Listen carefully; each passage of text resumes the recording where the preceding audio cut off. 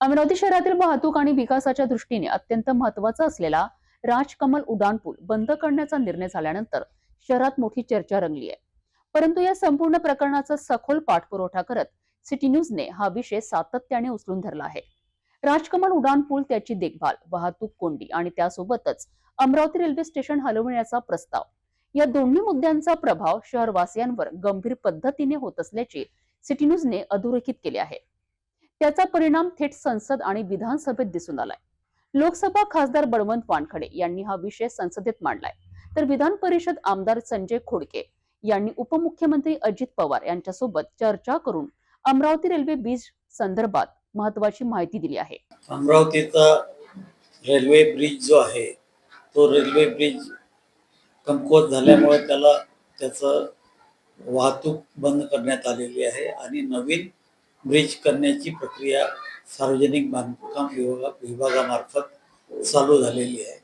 आणि त्यातच काही लोकप्रतिनिधींनी ते रेल्वे स्टेशन शिफ्ट करायचं आणि तिथं तो ब्रिज न करता तिथं रस्ता करायचा असा काहीतरी प्रस्ताव आणलेला आहे.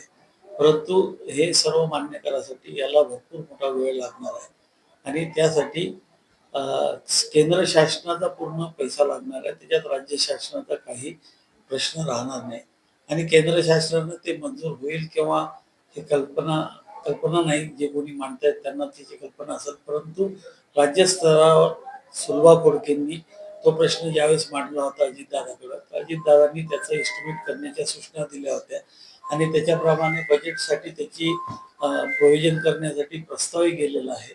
आणि त्याच्यात दोन प्रभाव आहे. एक तर त्याच्यात 2 कोटी रुपये खर्चून सध्याचा त्याला रिपेअर करून तो वाहतुकीसाठी लाईट व्हेकलसाठी चालू करण्याचा एक प्रस्ताव आहे.